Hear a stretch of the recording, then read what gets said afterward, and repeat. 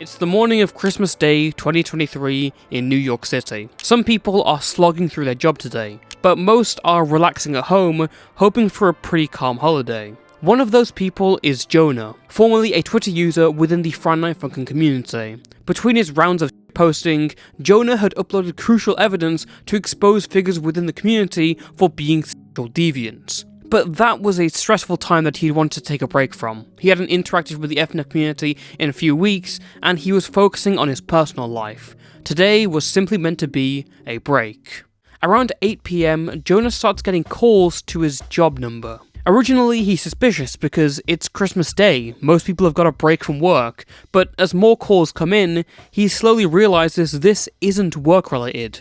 These people are calling through numbers he's never seen before, lists of missed calls from no caller ID. He logs on his Twitter account and realizes his work number has been leaked to the public, despite the fact that he's told barely anyone. I think it was like 8 to 11, people leaked my number and people started contacting me, calling me and saying oh hey, hey Jonah. I'm like, oh hey guys, and I'm like, what the hell? So all of a sudden I was just weirded out by it, because I was okay, these are my internet friends contacting me and my actual phone number, my job phone number. It's upset, but I was trying to laugh it off, and then all of a sudden I hear sirens out my neighborhood. I'm like, oh, if that's for me, then I'm screwed, I'm finished.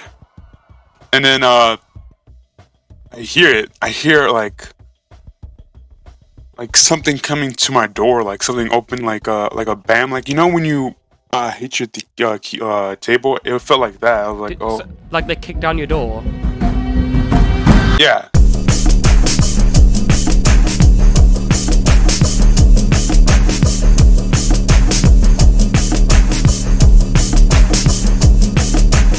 Jonah was swatted. Armed police broke down his door and entered his home with rifles in hand. Thankfully, the police didn't harm anyone and he was ultimately safe, but questions arose about how anyone was able to get a hold of his personal information, who was responsible for those threats, and who had tried to put the life of Jonah and his family members in danger. Well, we already knew, as a few days before, a Twitter account messaged Cancerlord, one of Jonah's friends, with this message: "I see all, yapper. It would be funny if one of my friends doxed you, just like they did with Alex and Jonah. It was funny talking to you though, and getting under a lot of people's skin. Have a very bad Christmas, and yourself." This Twitter account was run by RetroDubs, a YouTuber with around 200,000 subscribers who was once known for his voice acting work over FNF related comics. And honestly, that's kind of obvious because there's a specific type of person who would start off a doxing threat by saying, "I see all, yapper." Retro was once well respected in the community, but today, many now know him as one of his biggest freaks, after his pages of likes littered with lolicon Gooner degeneracy were exposed. Its reveal caused a lot of messy and convoluted drama that most have not been able to understand, and it ended with him putting the lives of his critics in danger. So, how do we get here? If Retro wasn't a total piece of human garbage, his career could have been an example of a typically good rise from obscurity, going from a small YouTuber doing it as a hobby to an established creator turning it into a profession. Retro has kept up every corner of his YouTube history, and it starts as a story of a kid making fan dubs of his favourite fandom comics. Being born only 5 days after, 9/11? We don't know much about RetroDubs' early life. We do know that he started posting to YouTube when he was only 13, as seen from his first videos where he talks. It's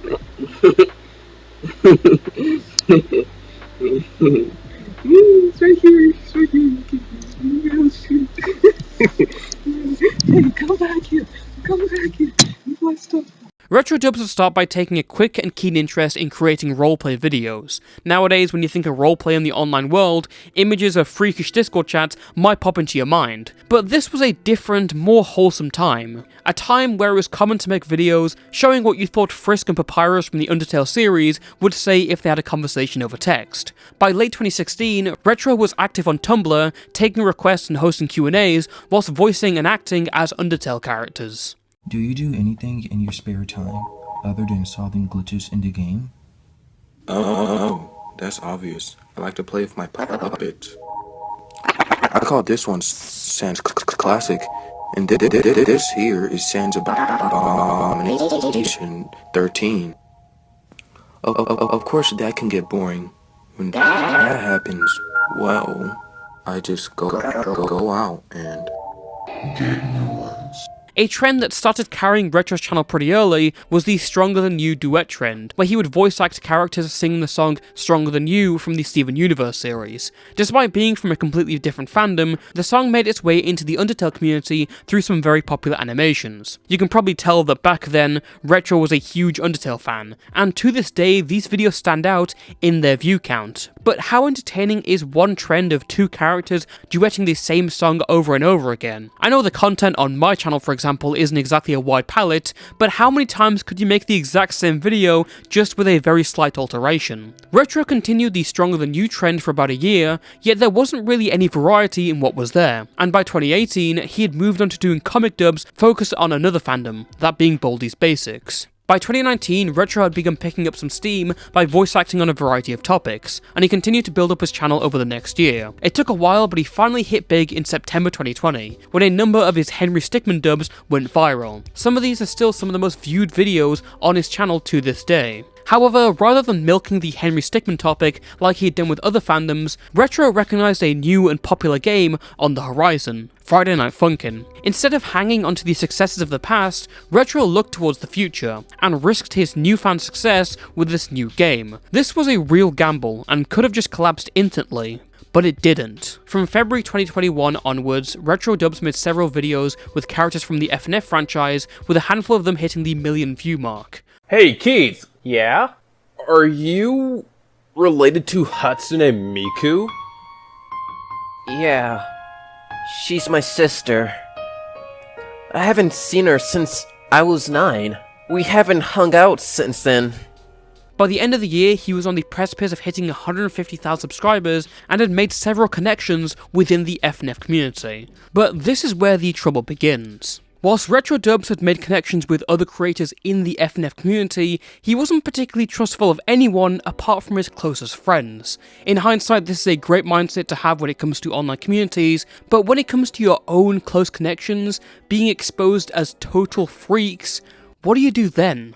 In late 2021, Retro had been given the opportunity to work with Ultra, arguably one of the most influential creators inside the FNF community at his peak. Retro was asked to voice Bob in Amor's Bob and Bosit mod. However, it wasn't long before Amor's career suffered a total collapse as a number of people recounted their experience with him. Retro was one of the people to jump in, talking about how Amor mishandled the roles of who was voicing Bob with another voice actor. The confusion stressed out Retro, and he eventually stopped responding to Amor. Fast forward to November 2021, and during a Twitter space, Amor made a few jokes at Retro's expense about this missed opportunity in front of a group of laughing YouTubers. RetroDubs felt incredibly insecure about this, hence his twitlonger. Whilst the twitlonger got the usual love and thoughts and prayers that twitlongers get, a retrospective look at this certainly shows that this statement is out of place and more settling a personal grudge. Whilst others were coming out against Amor with allegations of worker abuse and misconduct with younger people, Retro's complaints were that he felt too intimidated to follow up on a huge opportunity, and had jokes made about him. Why he didn't just straight up ask Ultra who was voice acting what remains a mystery to me to this day. Personal opinion, this reeks of being too afraid to ask the McDonald's cashier for more ketchup packets. Whilst Retro had flipped a huge situation partly into his favour, he wouldn't be able to celebrate it for long. Back in February 2021, he'd become friends with Caesar Fever, another FNF YouTuber, streamer, and mod director. Retro joined Caesar's Fever Demons Discord server, and became well embedded within the community as a moderator. But that wasn't to last, as in February of 2022, Retro would be banned from the Fever Demons Discord server amidst allegations of making server members uncomfortable, sexual misconduct, manipulation, and pressuring others into sexual situations. Retro quickly responded by stating that these situations were twisted, manipulated, and framed. He also claimed the Fever Demon server mods did not give him a chance to speak his side or solve anything privately. A lot of information is sadly lost about this one because even though archives of the document exist, all the screenshots are gone, which makes this really confusing to look into. What we do know is that this caused a huge commotion behind the scenes, eventually ending in Retro settling his issues with those he was accused of wronging, and mending the bridge with Caesar Fever and the Fever Demons Discord server. However, it's from him rejoining that server that partly caused his next controversy. Whilst in the Fever Demon server, RetroDubs had made another friend by the name of Sean Cookie. Sean was an FNF animator who had blown up during 2021. His work had gotten millions of views, and he would also go on to help Retro out by drawing a few thumbnails for him. However, mid to late 2022 had seen Sean's channel growth slow down, and on occasion you could see him advocating for arguably unjust false flagging and false copyright strikes instead of working on videos. Things came to a head in March 2023 with the surfacing of an allegation of grooming and pedophilia by Born Weird, a former admin of Sean Cookie's Discord server. Born Weird stated that he had met Sean Cookie via Roblox and had initially lied about his age, saying he was 16. Sean was 19 and the two started engaging sexually and sending explicit material to each other. At one point, a 13-year-old wanted to join this relationship and make it polyamorous. This person was also expressing suicidal thoughts, and so Sean believed that dating them was the only way to really solve this. A week or so later, Sean found out that Born Weird had been lying about his age the entire time, and rightfully cut him off. However, a few months later, they got back in contact. Sean, now fully aware that Born Weird was actually 13 turning 14,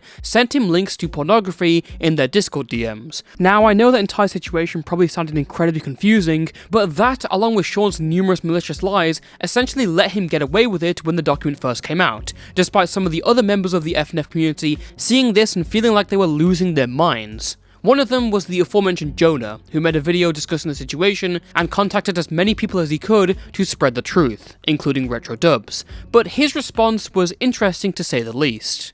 Then there's RetroDubs, a voice actor with over 200,000 subscribers and arguably the biggest perpetrator because Jonah literally talked to them personally about this stuff when it came out. Saw this retweet and I'm curious, what did Sean Cookie do? Yo, yeah, he admitted to having a relationship with a 13-year-old, investigating it right now. Let me send his document. Alright. Sean's doc. I'll explain it in details later, I'm currently talking, my friend. I can't see the first one, but what about the second one? Oh yeah, I archived it. Wait, did he just private it? Did you get it? Question mark. Oh yeah, I got it, sorry I didn't reply. It's okay. I apologize if I came off antagonistic. You're good. Do you want me to link a video about Sean? Sure. I know Twitter is ass right now, so I don't know if you got this message. No offense, bro, but why are you still interacting with Sean? The N-word literally dated a 13-year-old. Did you read Sean's document? Yes, and he was ass, bro. Half the shit was victim blaming. And besides, he literally says I didn't date a 13-year-old without showing proof. Damn, really wish this N-word didn't do this. And then, despite all of this, and despite directly acknowledging the situation, Retro continued to talk to Sean online. I mean, you were literally warned about Sean, and a video already came out. You've got no one to blame but yourself, lad. To a lot of people, it came off as cowardly and two-faced when RetroDubs was agreeing with Jonah about how Sean was a literal groomer pedophile, yet he seemed to keep up all his connections with Sean Cookie until it was no longer publicly viable. But Retro wouldn't have the option to respond to that on its own. Unknown to him, after Sean's downfall, he had become the next target of the community, and for good reason.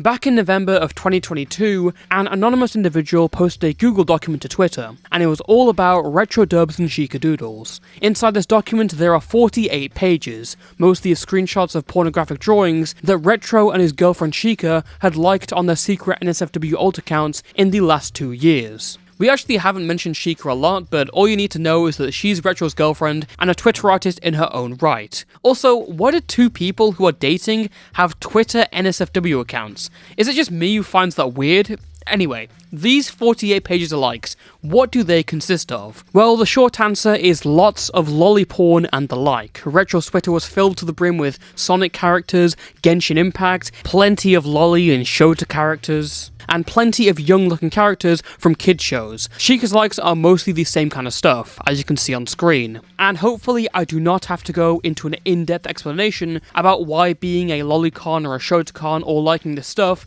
is bad. You are deriving pleasure from sexualized depictions of characters that look like kids. Simple. I mean, even Retro, despite his interest behind the scenes, was tweeting out against lolicon, so that's crazy projection. Now, when this whole document was first published in November 2022, it was handed to the Masked Chris, another FNF YouTuber. In their DMs, Retro doesn't really seem to care about it. Hey dude, you seen this? A friend sent it to me, so I thought I'd let you know. Nani? What the fuck is this document? Crying emoji. Is it bad if I respond in a goofy way? True. Plus these weird things that I liked were over 2 years ago, before I even started blowing up on Twitter to be honest. But I will admit, I do like Vanilla the Rabbit, she is kinda nice though.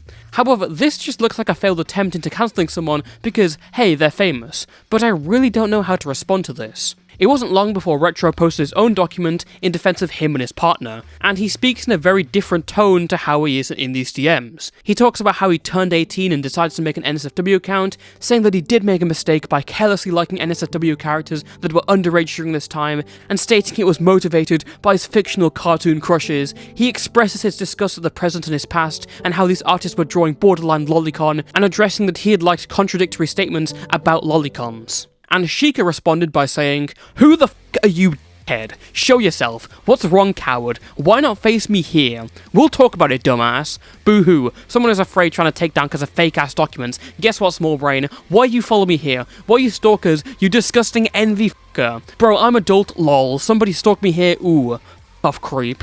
I don't know who the f*** are you make a bullshit documents. I'll bet you mirror yourself, checking someone's privacy. What's wrong, try take me down, not gonna happen. This response is made all the funnier by Retro claiming in his document that Sheikah also regrets what she did, which I mean you can see that regret so clearly in her tweet spitting cope and vitriol. Whilst Retro did apologise, there were clearly some obvious omissions and contradictions, which made it less believable. For example, Retro talks about how he turned 18 and was liking these posts, but then he says he was 17, and then later on, he says it stopped when he was 16. This is of course all in flagrant disregard of the fact that a lot of these screenshots are dated in 2021 and 2022, which would have made him around 20 to 21 years old at the time of liking them. So why lie? In the days following the document, it was made very clear why Retro actually responded and posted these frankly hollow apologies. His motivation wasn't regret or taking accountability, in fact he saw it all as a failed attempt at cancellation. In his response he pledged to delete the account, but instead he just unliked the tweets, renamed the account and then posted some cope, outright telling these people that he only responded because Masked Chris said his job was on the line. However, the response surprisingly worked, and those who saw it believed Retro's apology. As a result, the document was buried and forgotten about. So, why are we mentioning it here and now?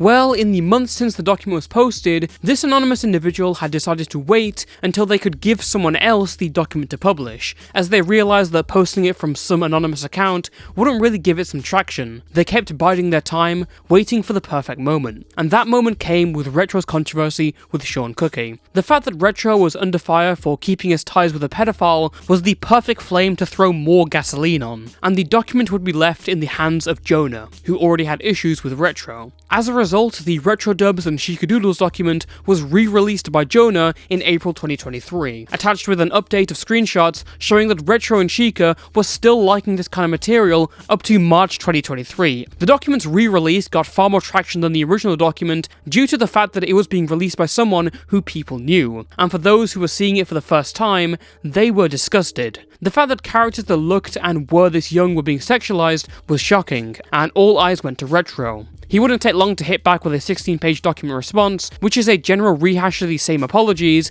and more fuckery with how old he was. In this one, Retro talks about liking NSFW art 6 years ago when he was 16 up to when he was 18. But in another screenshot, he said he stopped when he was 16, which is only adding to the lies and confusion. Again, a lot of the screenshots are dated from 2021 and 2022, when he was in his early 20s, and even then the NSFW account was literally made in December 2019, when he would have been 18. Retro is again just peddling a total lie. The document also has a response to the Sean Cookie situation, where he was caught following and interacting with someone who he was directly warned was a pedophile. Retro says, "Or maybe it was because of the fact that I forgot to unfollow Sean Cookie with this instant, and you were constantly breathing down my neck to unfollow and overall calling me a pedophile because I genuinely forgot to unfollow Sean Cookie. It's sickening of you yourself to even have this mindset, and the irony is hilarious. This is again just another lie, I just do not believe this. Maybe he could have forgotten to unfollow Sean if he wasn't directly replying to him on Twitter after these DMs. Of course, they are never included here. Obviously, this response was awful and quickly picked apart. The people were not pleased, and even Retro knew it. So he spent the rest of the day writing up a 93-page document as a big proper response. Most of it is going over trivial stuff we don't really need to cover, and believe Believe me when I say that I'm saving you and me a lot of time. Retro does admit that he's been liking lolicon up to when he was 20, finally not lying about his age, but then that's followed up by him deploying the age-old 3,000-year-old dragon argument. So I want you to guess what comes after this. Is it more apologies or more arguments? No. It's a false accusation of pedophilia. Yes, I am not making this up. Retro's next move is to go after a small 16 to 17-year-old FNF voice actor by the name of Mochi or Mochai C1. Retro accuses Mochi of dating a 14-year-old when she was 17, but the best part is that it is totally false. Mochi later made a Twitter thread clarifying that the other person was actually 15 and she was 16, and Retro eventually had to walk this allegation back. So you understand how outrageous it is when Retro is in this document listing this person as a pedophile alongside the likes of Kodomodachi and Amaraltra, and why even go after someone who is, no offense, a total nobody in the grand scale of things? Well, Retro may say that it's because he wants to bring an example of an actual pedophile, but the truth is that Mochi was one of the people who called him weird on Twitter following the exposed document's release. Not even calling him a pedophile, just calling him weird, and that was enough for Retro to completely slander this person. It's disgustingly petty motivations for something that's totally bullshit. The segment after this is more focused on Sheikah and features a response from her. In this part, she has to admit that she drew NSFW art of Dave and Bambi from the Versus Dave and Bambi mod. Again, this is worth noting because the creator of Dave and Bambi is a 14-year-old who had to personally contact her and ask her to stop. But it's not all concessions. Sheikah comes out swinging, saying that she can't be a pedophile because she has a 21-year-old boyfriend. Which, I mean, okay, that just means you're attracted to both Retro and little boys. If everything we haven't heard wasn't enough, Sheikah also talks about how she was working for an NSFW art team on Twitter, but she needs to draw this lolicon stuff because she's going from paycheck to paycheck and she can't get a job because she lives in Southeast Asia. Or the Middle East. I don't really know because Retro's retelling of this is conflicting with hers. And would you believe that this statement is further riddled with lies? You may be asking yourself what exactly Sheikah is drawing, and she says it's like explicit things of either MILF, adult, or lolicon things. But the truth, as Retro later admitted in December 2023, is that she draws lolicon and shotacon and toddlercon.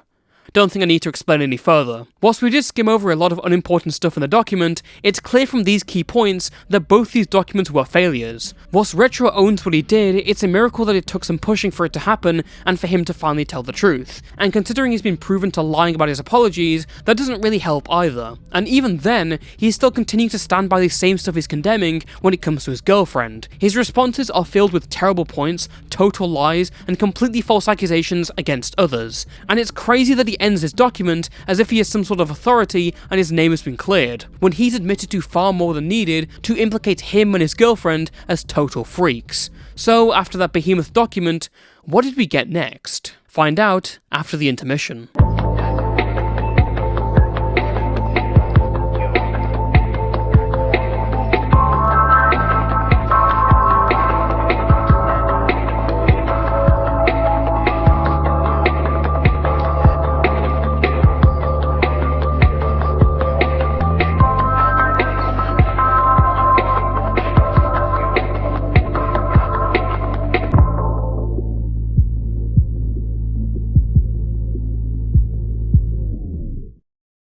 Almost 3 months later, RetroDubs dropped everything, yet another response document standing at 28 pages. There's a lot here, but the main thing to focus on is that Retro states he was groomed into lolicon. He states he discovered it in 2019 whilst 17 years old, as two adults in their mid-20s would sexually interact with him and show him all the material he would end up liking. There isn't much to doubt this allegation as there are provided screenshots, and everything paints this pretty fucked picture. But then things get weird. Retro proclaims that he's no longer a lolicon and has been pulled out of it due to his love for MILFs. This immediately registered as a red flag because it is not something you would specifically mention in a situation like this. In fact, it appears as a more desperate attempt to prove that Retro isn't a pedophile. He's been accused of liking little girls, so he panics and says that he's actually into older women. I don't doubt that something did happen to Retro when he was 17, but does that excuse the lying, the false accusations, the continued defense of his girlfriend for producing content that may put others into the position he was in? There hasn't been a part of this where Retro has taken a step step back himself on his own volition. He's always had to be pushed into doing so. He's always had to be called out so he can reverse his lies. That's what makes this feel so weird. At every single angle, he has lied. And spoiler alert, he will use the situation to continue to lie and avoid taking responsibility. In multiple DMs onwards, he will refer to him being a lolicon as something that happened back in 2019, which is blatantly not true. The likes were as recent as 2023. By now, Retro's entire presence in the FNF community was basically dead. That 3-month silence had torched his reputation, and by March 2023 he'd already started making content about murder drones, and would only shift towards it as time went on. YouTube analytics aside, Retro was still in a bubbling pot of drama throughout the year. One of the friends that he lost as a result of all this lolly drama was Bluebell VA, another prominent FNF voice actor who's known for her work with The Maze. Blue would tweet on June 8th, 2023, discussing how she had stopped talking with Retro because of what he did, yet he would continue to message her on other platforms and eventually got mad that she was avoiding him. So if I may ask, why are you contacting me? I'm sorry if your opinion on me is negative nowadays. I just saw you and thought, oh hey, I know this friend. But I understand if you don't want to be around me because I've done things that originally happened in 2019. Just kinda sucks that I'm falsely viewed as things despite already making changes on it. It's okay. Respectfully, I'd rather not have contact with you. It's nothing personal, I promise. I'm glad you are changing, but what happened can't be undone. You need to continue to change, not for everyone, but for you. Don't engage in that shit. You are a grown-ass man. You need to continue to act like one, and not make choices like this. I wish you the best in your change, and this will be my last message to you. Goodbye, and good luck. Hi Blue, it's me, Retro. Since you blocked me, I literally was aware of my choices years ago. I'm changing for myself, not everyone else. I'd care less about them, because they're not included in my life. Don't tell me shit that I'm already aware of and have been changing from years ago. This was just old drama brought up despite me already changing from it. Things happen. The best I can do is make a change and improve personally. Now this is my last message, bye. This is very funny considering Retro's document contained a request saying, if you don't think I deserve a second chance, I kindly request you block me and move on. I guess this is what happens if you block and move on. It is worth noting that Retro has also accused Bluebell of harassing him and sharing his docs and name privately, although there has been no proof to supplement this, and it is never mentioned in the messages here. Ironically, just like Retro, Bluebell's tweet was an insane case of rejection, as she was later found to be running her own NSFW voice acting account with underage characters. Though nowhere near as egregious as Retro, Blue's freak behaviour and her constant lies really turned people against her, and she later left the internet in September 2023. Speaking of new NSFW accounts, 2 months later, people found out that Retro and Sheikah had made new private NSFW accounts. Retro's, being at the orbit, was filled with the usual degeneracy. And of course, when Retro gets caught, so does Sheikah with another private NSFW account. Again, can I just say, these two are in a relationship. Why do you even have an NSFW account if you're in a relationship? I'm sorry I'm getting so hung up on this. Anyways, Sheikah's private account was KitKatPotato2, with tweets like these here. Boo-hoo, don't simp fictional character, they call you pedo. Guys, check the rage. Also, do I give a f***? I don't care. Plus it's cartoon, and no logically brain, I can't paper or screen. XD. But also, Alex Mercenary, an FNF creator and VTuber who's had a bit of past history with Retro, found out that Sheikah also ran another NSFW Twitter called @Mikatsu27. From that banner, you can already see what's going to happen with this account. On December 6th, Retro messaged Alex via a Discord alt with a massive unhinged multi-paragraph DM. We're not going to read it all because it's all wrapped up in more drama that would take too long to explain and has already been mostly settled, but what you need to notice is the general rage emanating through the screen. Ranting about Alex Mercenary saying they're shoving clover up their ears, calling them a drama-hungry piece of shit, insulting Alex for going homeless, and saying, you're so pathetic, I most likely fragile your ego, which is the single most egotistical thing in this entire video. It's actually incredibly funny when you think about how mad this guy was, typing away at his keyboard, and it establishes the rage that Retro has towards Alex. Something to keep in the back of your mind as we move to the next segment.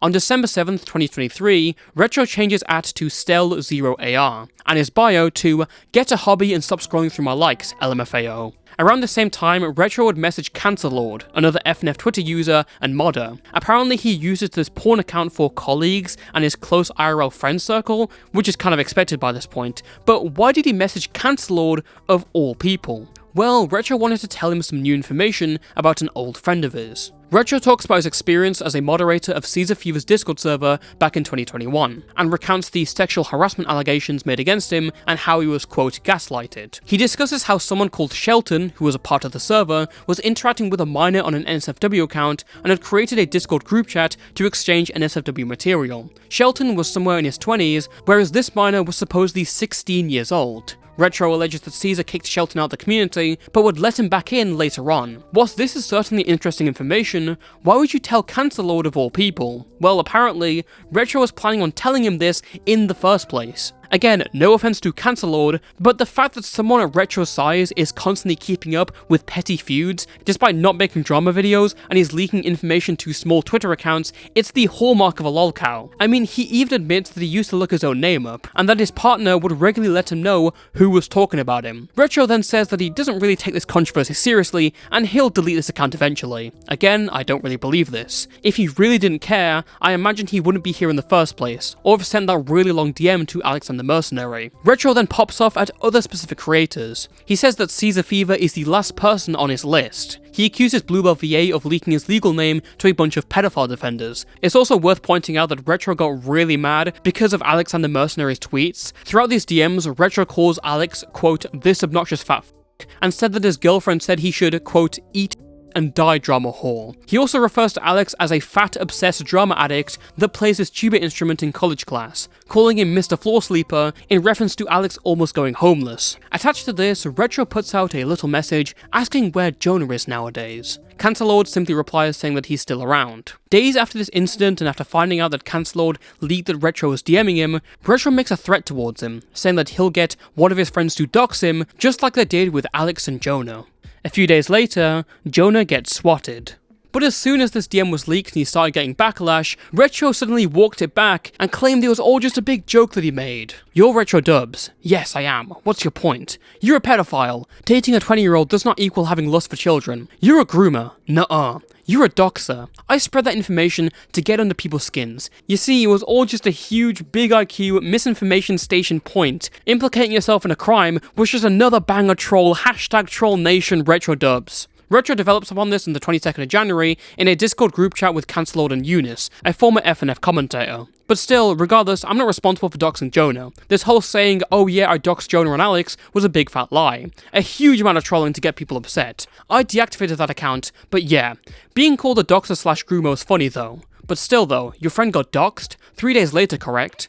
Doxed and swatted. Yeah, no, that wasn't me. I don't even have the knowledge to do that. But about Jonah being swatted and doxed, I'm sorry to hear he's swatted. I don't know what type of shit he's going through now, but I hope he's okay. This excuse is pretty unbelievable for a number of reasons. First of all, Retro is a known liar, as we've proven in this video, but also in that previous DM with Cancelord, he mentioned Alex. Of course, we know this is referring to Alex and the Mercenary, the person who Retro has been seething over in Cancelord's DMs. Well, for a while now, Alex has been on the receiving end of a harassment campaign which included her being doxed. She's been messaged live leak videos and gore, her personal information was spread via email, Twitter, and even Roblox, where bot accounts were messaging random people. At one point, someone used her name and issued a shooting threat to her college, leading to a SWAT team arriving. Not only that, but during my conversation with Alex, she showed me screenshots proving that the harassment was at times a community-wide hit, meaning several people were targeted that were in the FNF community. This list of doxed users includes several people who Retro has either had issues with or worked with in the past. Again, I really wish I could name them because the people that have been targeted were really specific to Retro, but you'll simply have to take my word on it. On top of that, it's worth making well known that content against Retro has mysteriously disappeared over the months. The April 2023 document exposing Retro and Sheikah's likes was taken down from Google Docs only a few days after release. YouTubers such as Eunice have received suspicious false copyright strikes by unknown individuals for making videos on Retro and including his profile picture in said video. I think it's fair to theorize that Retro knows some people in high places, a few friends that will do his dirty work and terrorize those who he doesn't like. And as we've seen throughout this entire video, he's clearly the type of person who would go this far over petty Twitter beefs. I mean, he made an entire section of a document trying to expose someone for being a pedophile because they called them weird on Twitter. And to finish off, let's loop back to Cancelord, the person who Retro was talking to this whole time, the person who Retro threatened to dox. Well, Cancelord would publish Retro's DMs on Twitter in early January 2024, and around the same time, someone tried posting his personal information.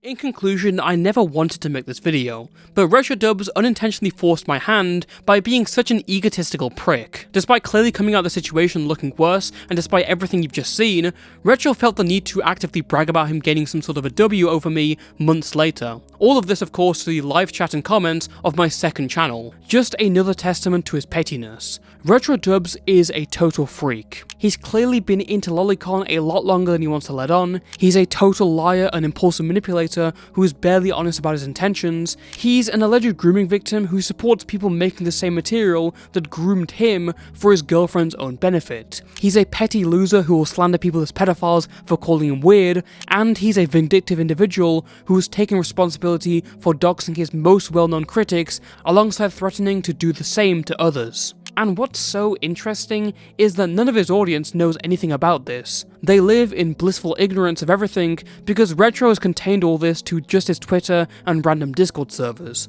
A lot of this happened last year, and he's done well to keep it under the rug. But things change, and many different kinds of barriers are eventually broken. Until next time, stay safe and stay toasty.